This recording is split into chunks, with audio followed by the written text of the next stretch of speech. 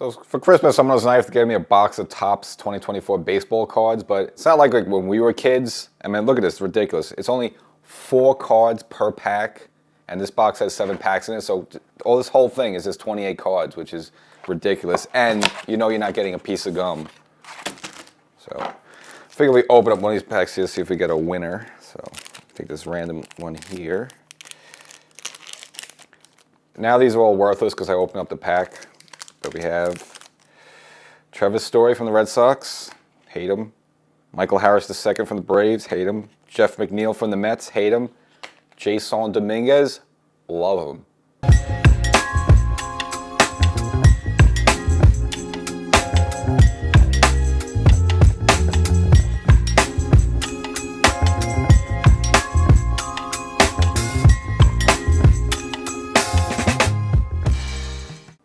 Welcome to Section 420, Talkin Yankees. Well, happy 2025. Show's back after a little bit of a holiday hiatus, and we'll react to some stories that have gone on during the holiday season, of course, with the Yankees signing Paul Goldschmidt, as well as Gleyber Torres bolting to the Detroit Tigers. Obviously it's old news, but again, I'll give you my reactions to both of that. But we also have some updates on some stories that just kind of breaking, such as Andrew Velazquez rejoining the Yankees, the Bronx native and Fordham Prep alumni. I'm a Fordham Prep guy myself. And of course, we got an update on the Roki Sasaki sweepstakes.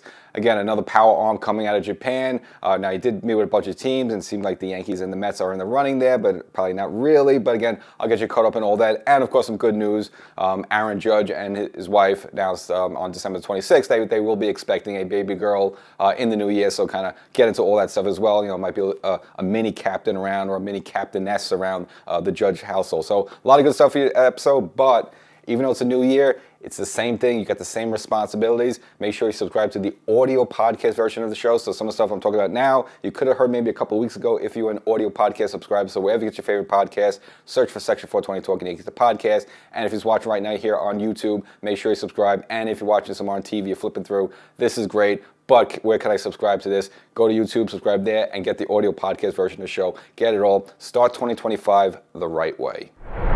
So the Yankees' big acquisition after getting Bellinger, of course, was solving the first base problem in getting Paul Goldschmidt. Now, again, the Yankees had a couple guys they were looking at. Again, I kind of would have liked to see Carlos Santana, but again, if you're going to give me Goldschmidt as kind of the plan B for that situation for first base, I'm all okay with that. Obviously, we know, he's 37 years old, but this is kind of a low-risk type of contract. It's only 1 year, $12.5 million actually, and according to actually Goldschmidt, he could actually gotten a little bit more money from elsewhere, but he kind of always wanted to play with the Yankees, and it seemed like he had a relationship with Aaron Judge. Back in 2023, him and Judge worked out in Florida together, and even though there were different organizations, they kind of stayed in touch, and I guess maybe Judge put in a good word with Cashman to get Paul Goldschmidt. Now, as also we know with him, excellent career, great player, but last year was not good for him.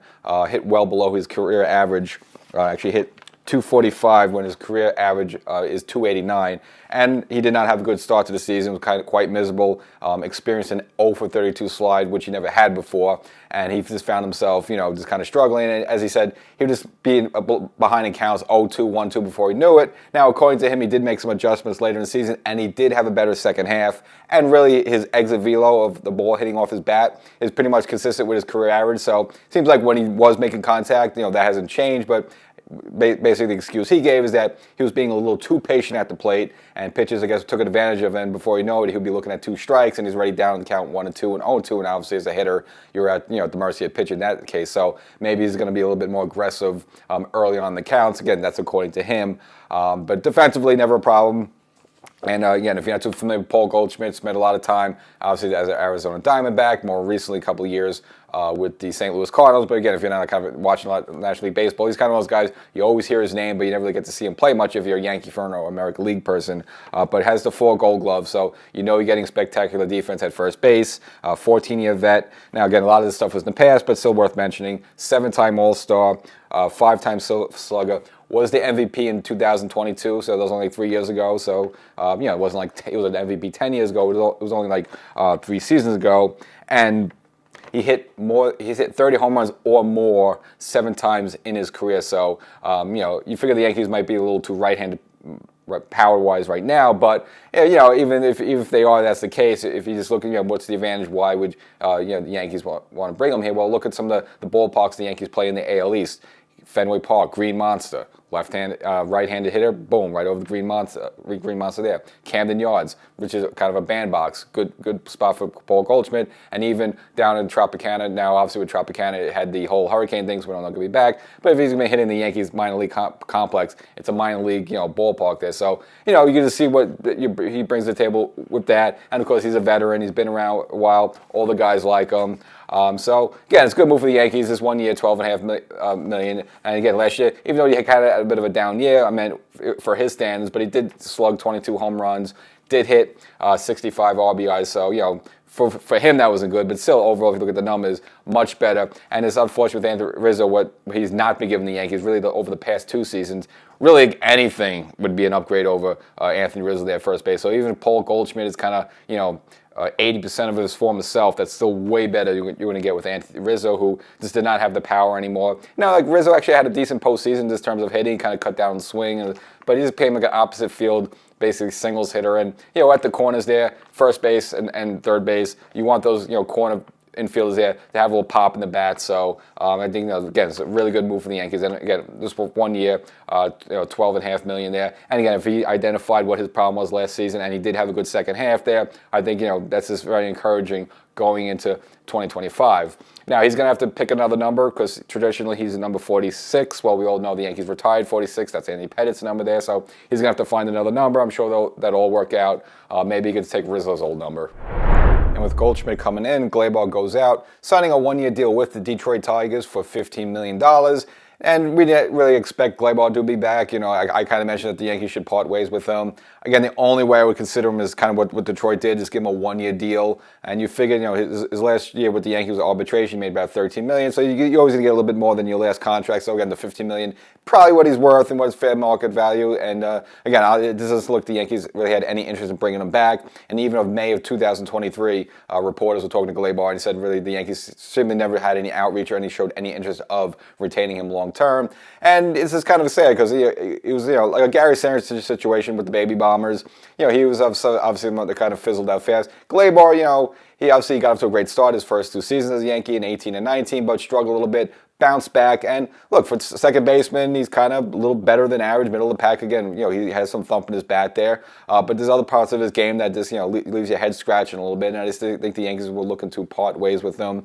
We've seen the fielding errors since like 2021. Again, one of the worst infielders errors wise. Is this also had some base running blunders. Just almost seemed like his head was in the game all the time there. Couple situations not hustling down to first base. Again, remember the time a couple of seasons ago, Aaron Judge had to confront him in the dugout. It was that game against Tampa. And even the most recent this season had the situation at Citi Field where he ran out of ball, but he said it was because of a strained groin, and then Boone had to sit him down for a couple of days to supposedly heal him, but it was kind of maybe a punishment. So this seems like the Yankees and Gleyber, this organization, I don't think they're going to commit to each other long term.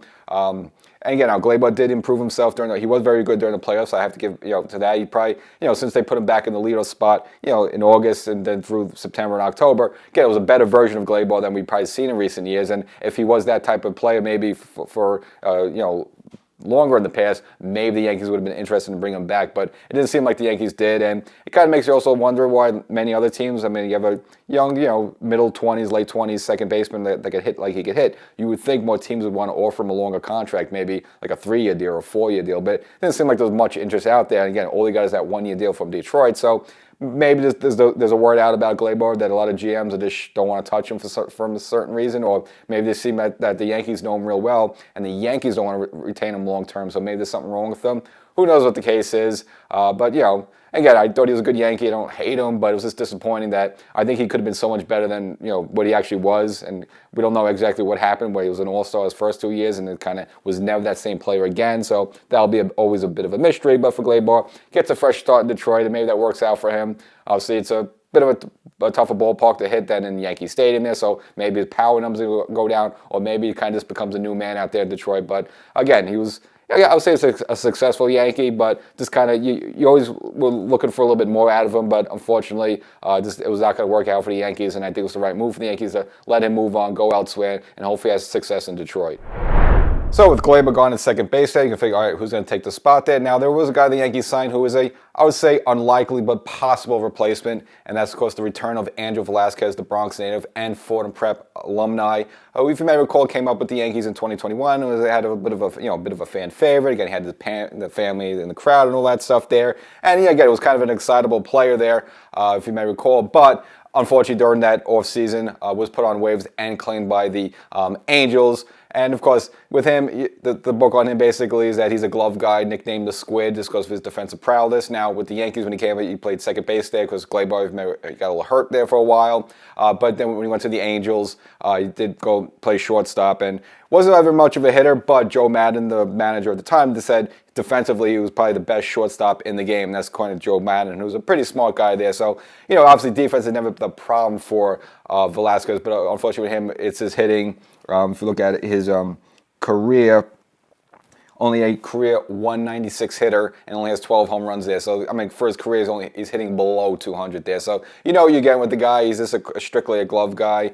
Now, with the Yankees, they gave him a minor league deal with a spring training invite. So, yes, he could come to spring training, and I guess if he wows the coaches and wows Boone and wows Cashman, maybe makes the major league roster. Remains to be seen. Obviously, not a young guy anymore, but 30 years old, so not like over the hill there. So, defensively, he could be a glove off the bench, so to speak. Probably, again, from his lack of hitting, he's probably not something you would see as a starting second baseman or you consider like that, but kind of a reliable glove, if the Yankees would do so. And, of course, I'm sure the fans are going to obviously root for him, but he does have some competition there in spring. Of course, you have Oswaldo Peraza. You have Oswaldo Cabrera possibly as an option there. Now, the thing about Peraza, he's actually out of options right now, so the Yankees have to make a big decision on whether they're going to start him on the major league roster for the whole season. But if they drop him down, they'll probably have to option him away, so it's almost like his last shot. And you also have Jorba Vivas floating around as well. Now, the Yankees bought him really briefly for a couple games last season, but he didn't get any at bats, so really tough to see gauge how he is there. And of course, you also hear some rumors that the Yankees may want to go ahead with Jazz at second base there. I kind of only love that idea, even though he naturally came up as a second baseman. But, the Yankees would kind of try to convert him to a third base. I like to just keep him there, focus him there, not be switching him all around there because, you just assume, well, he can just pick up second base again. Maybe he can't there. So the Yankees still probably have to make some sort of move regarding whether it's third base or second base. But at least for now, Velasquez is back in the Bronx. But if Brian Cashman was to make a move to bring in a third baseman, one possibility could be Cardinals third baseman Nolan Arenado, who supposedly is up for on the trading block there. They're looking to unload his contract. Now, he's signed through 2027, so if the Yankees would make a move, obviously it's not only bringing him this year, but 2 more seasons, and you'll be on the hook for $25.5 million per season. Now, seemingly, the only good news of that is that, the Cardinals seemingly desperate to get rid of that contract so much that you won't have to give any great prospects in order to get him, similar to what the Yankees when they brought in Cody Bellinger, and they didn't have to give a lot to the Cubs to bring him in. So be a kind of a similar situation, and the Cardinals might be willing to eat some of his money for the 2025 season. But overall, I just don't think the move would be good for the Yankees in terms of, obviously he had a bit of a down season last year. Now defensively, he's as good as always, and he's a 10-time Gold Glover there, so that's not really the problem with him. But last season in 152 games, so it's not like he missed time. I mean, he played almost a whole season, hit 272, and also had 16 home runs and 71 RBIs and a career low slugging of .394 there. So it seemed like for whatever reason, whether he was hurt last season or maybe he's on the downside. Now he is 33 years old, where he's not old, but obviously if he's not hitting well and now you're approaching your mid-30s, we just see a lot of players quote unquote lose it. I mean, look what happened to DJ LeMahieu. Now I don't think the DJ LeMahieu situation would happen to Arenado there, but I just think that's a situation where you just don't want to be on the hook on the guy through the 2027 season. Now look. For next year, would it be great? Yeah, it would probably be improving whatever the Yankees would do there. And if you want to move Jazz to second base, I mean, that'd be a pretty, stellar infield and a great lineup for that matter there. But so if it was for a 1-year deal, I would say maybe the Yankees would do it there. But if you're going to be on the hook for another 2 seasons after that, there, I just don't think the Yankees would be interested. So, you might be hearing some rumors from other teams, such as Boston, for example. That might be a better fit for him. He might go there. But, if your hopes of getting Nolan here in the pinstripe, very unlikely. Now, ironically, he would be reuniting with Paul Goldschmidt, who they were both teammates last season with the Cardinals there. So you would have that little camaraderie of, Paul Goldschmidt picking Nolan's balls out of the dirt there a little bit. So, that would be helpful. But other than that there, it's just a bad contract. And, if you just looked at his power numbers are way down compared to his years when he was playing out there in Colorado, hitting like 40 home runs a year. I mean, those days are definitely in the rearview mirror there. So for the Yankees, yes, it would be a nice move for next season, but overall, if you got it, if that for a 3-year contract, it's not worth eating. Now, Brian Cashman has some unloading he would like to do himself. Hearing rumors that the Yankees are trying to get rid of Marcus Stroman and the 1 year left on his deal. Now, the deal was for $18.5 million there, and he has a contract clause that if he reaches 140 innings pitched next season, an option comes up for 2026. But it seemed like the Yankees want to cut loose with Stroman, who kind of gave you what you expected last season. Again, the book on him coming in is that he has a strong first half and he struggles in the second half. That's pretty much what he did with the Yankees. And if you want to go back, look at his numbers: 10-9 record, 4.31 ERA, which is much higher than his 3.72 average ERA over his career there. So go about 0.60 higher than his career average there for the Yankees. But he did pitch 154 2/3 innings there. So, if he would almost duplicate his workload from 2024 into 2025, then yes, that extra option year would kick in there. But it looks like the Yankees looking to unload him and the $18.5 million, or at least maybe eat some of it just to get him off there. And now, I don't even know why, but it actually looks like the Braves are expressing some interest in him. Now, they're down a few starters, as you know. The Yankees signed Max Fried from them, so they lost out on him, and Charlie Morton, who signed with the Baltimore Orioles. So the Braves right now, not wanting to rely on too many younger guys, may be interested in a veteran like Stroman, who is very familiar with the National League East there. So, might be a good fit there. But again, I still don't know how, if they would like to bring him in, but it would be a possibility there.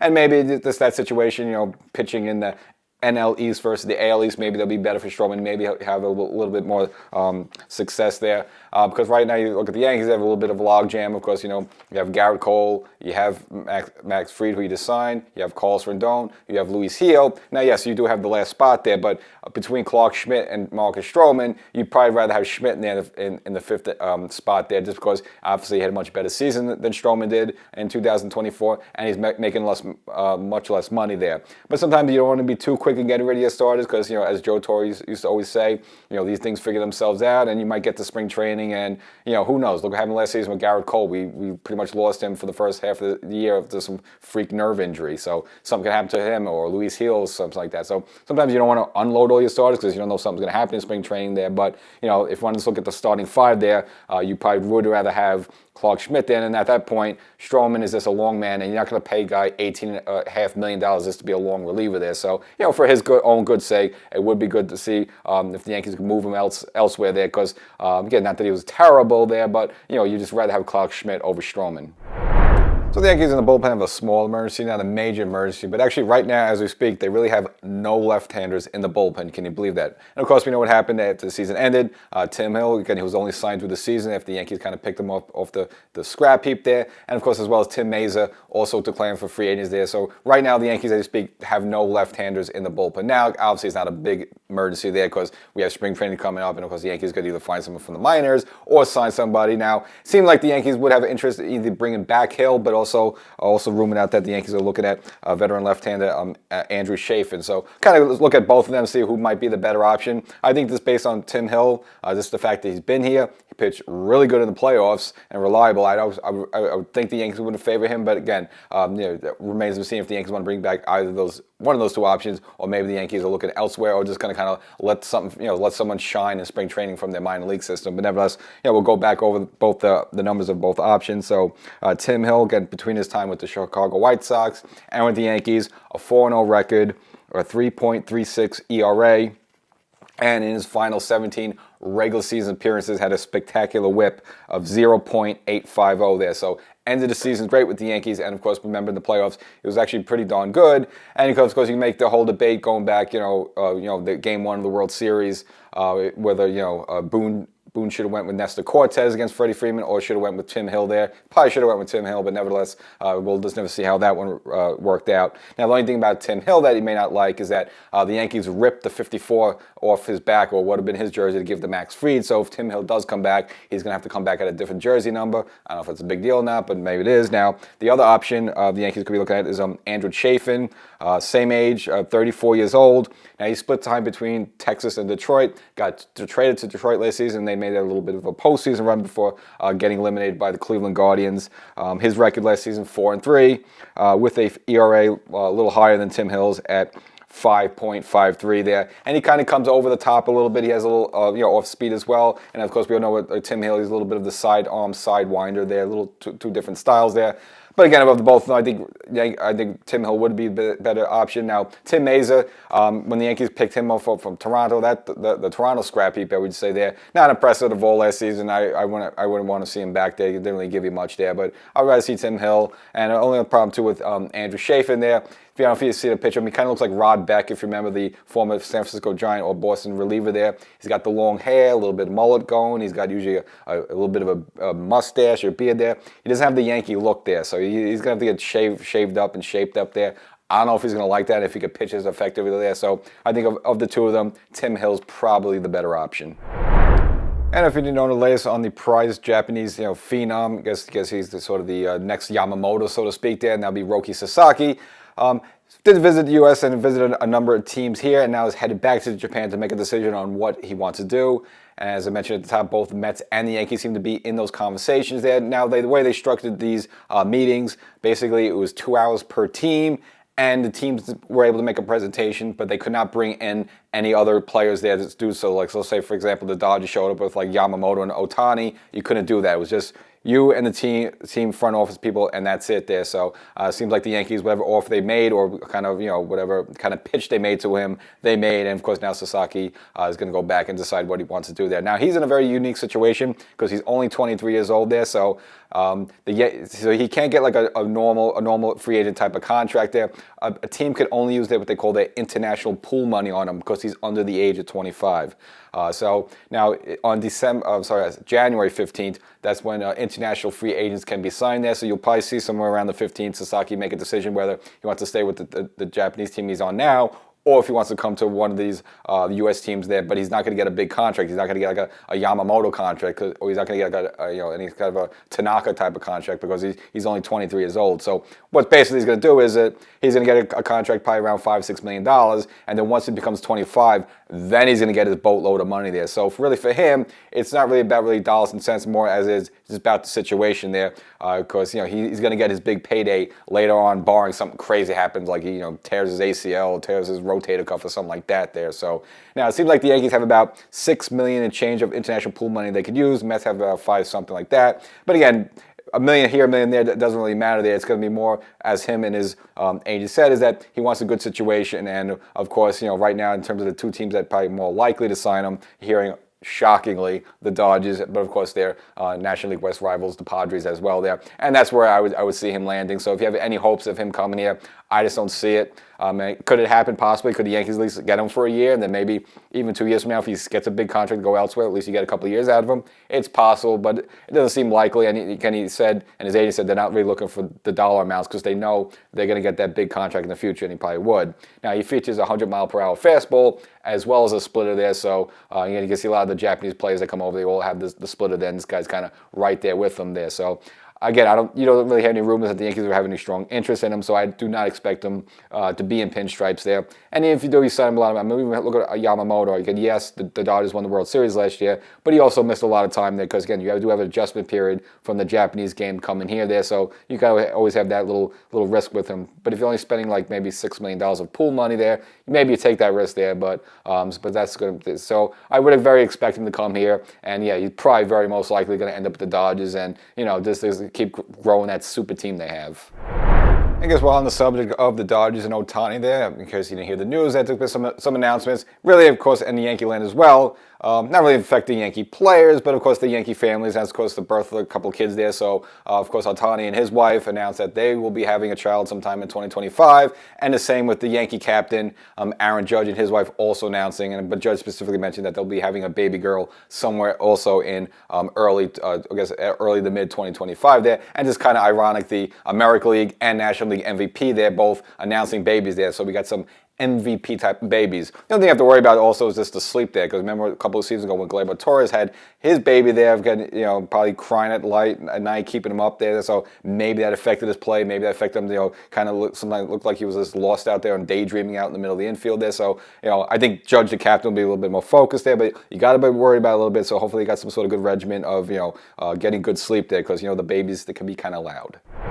And a little more off the field news and kind of off the sad news, because it's recognizing the passing of former Yankee, but also his former baseball great and Hall of Famer, and again, probably the best at what he did there, and that's, of course, Ricky Henderson, unfortunately passing away at the age of 65 there, where, again, it was just a couple days away, where his birthday was actually December 25th on Christmas there, but unfortunately passing away from pneumonia in kind of a shockingly fashion, because we haven't heard anything about him being sick like that. And, of course, he seemed like he was always in good shape and stuff like that. Again, this past season, him and his daughter had that moment where they threw out the first pitch there at the Oakland Coliseum as they closed out that stadium. And of course, he would always be known most as an Oakland A. But the reason I want to mention him, of course, as you know, did spend a few seasons, but again, a little bit more than 4.5, 5 seasons in a Yankee uniform there, so worth recognizing him there. But probably the interesting story that you may not know about is that when Ricky Henderson originally came up, he was number 35 for all those years with Oakland, but when he got traded to the Yankees in the winter of 1984, at that Yankee team at the time, Phil Niekro for the Yankees was wearing number 35, so Henderson had to change his jersey number, so that's when he switched to 24, and then from that point on, and really Henderson was always known as 24. Now, obviously, later in his career, he kind of jumped around a little bit, and yeah, did he hang on to the game a little bit to get a couple extra paychecks, stuff like that? Yeah, so he had to change his number around a couple of times after that, but pretty much for Henderson, you always know him as number 24, so even though his years with the Yankees weren't really, really glorious in terms of, the times and the teams that he played on there, but that switch from 35 to 24 was all Yankee related there, so I guess that's the Yankee twist on the whole thing like that. Now, again, the season of the Yankees was, productive for the most part, but again, those are the good Yankees, those are kind of the mid-'80s Yankees team. That's kind of when George was hiring Billy Martin just to fire him, just to hire him, just to fire him again there. But of course, you look part of this a great offense, which included, Don Mattingly, Dave Winfield, Ricky Henderson, Willie Randolph. So the Yankees always had an exciting offense back then, but of course we know obviously the pitching was there and the game was a little different. You only had the American League West and American League East. You're going to have all these different wild cards and stuff like that, whereas if you did have the wild card back in the 80s, a couple of those 80s Yankees teams, which did hit 90 wins a couple times, might have gotten into the postseason, but that was not the case back, in the mid-'80s. And, towards the end there, it just seemed like Henderson maybe in the front office and some of the managers weren't getting along a little bit, accusing Henderson of maybe just jaking it a little bit, not hustling all the time in the outfield there, and just kind of not having his head in his game. Who knows what the story was with that, but nevertheless, the Yankees ended up trading back to the Oakland A's, and good for him, because he ended up winning a World Series when he rejoined the A's in '89 there, so it all worked out for Ricky. And of course, Ricky Henderson, his all-time stolen base lead, that's just a record that's never going to be broken. I mean, the game is so different now. Players don't steal bases. I know Rob Manfred has kind of changed the rules a little bit to try to encourage more base stealing, stuff like that, but you'll never see that again. Same way you'll probably never see someone break DiMaggio's 56. You'll never see anyone break Ricky Henderson's number of stolen bases. So he's the all-time great, and no one can ever take that away from him. So now that we're in January, maybe looking ahead to so the schedule, the spring training schedule, when the pitchers and catchers are going to report and all that stuff. So the official pitchers and catcher report date is or around February 10th. So that's when pitchers and catchers must report. But yeah, as you know, a lot of players like to show up early, like what Carlos Rodon did last season. And the first game is February 21st against the Tampa Bay Rays, who ironically are going to be using George M. Steinbrenner Field for their home games during the regular season. So that's the episode. Hope you enjoyed it. Hope your New Year's starts out great. But you probably have had some New Year's resolution, whether it's losing weight or subscribing to some podcasts. Well, I got the one subscribing to the podcast. So make sure the audio podcast version of Section 420 Talkin Yankees. We really want to blow this up for 2025. Wherever you get your favorite podcast, look for it and subscribe. Go now. Yeah.